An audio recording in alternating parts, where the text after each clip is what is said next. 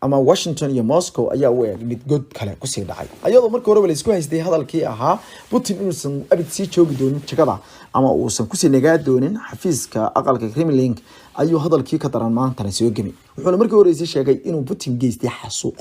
Mareykanka dawladda soo dhawaan ayay sheegtay 3 maalmood ka hor wax ka yar bay sheegtay inaysan u aqoonsanayn dagaalada halkaas ka soconaya inay yihiin kuwo wali xasuuqa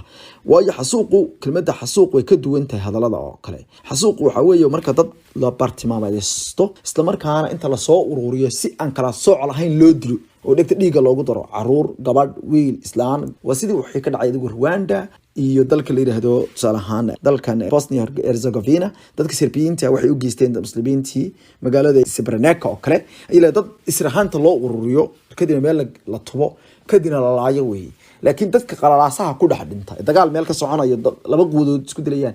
ama ciidamadu waysan isku laynayaan isku dhex dilayaan dadka way ku dhintaan dadka caadiga way ku dhex dhiman karaan sida hadda ka socota oo Ukraine oo kale marka eray bixintu waa taas lagu kala duwan yahay wuxuu yiri aniga waxaan u arkaa inay arintaasi ay tahay xasuuq inuu geystay mar dambe ayuu hadaba isku dayay in kasta wariyaashu ay cadaadiyeen in uu cadeeyo wuxuu uga jeedo xasuuq maxaad ugu wacday arintan xasuuq wuxuu yiri mar walba waxa si cadaanaya khasaaraha Putin geystay inuu xasuuq geystayna taas ayaa cadeynaysa laakiin anigu ma yihi wuri qareenada ayaa go'aami doona ayuu yiri inay arintan noqoto ama ay u qalanto in lagu waco kelmadaasi laakiin aniga waa aragtidayda ayuu yiri oo macnaha nin aragtiisa qarsanaya ma yihi goorsi horeysay wuxuu kale ku gamay inuu yahay dambiile dagaal hase yeeshee waaxda maamulkiisa u qaabilsan indhaydhaynta gaar ahaan madaxa amniga qaranka Jack Sullivan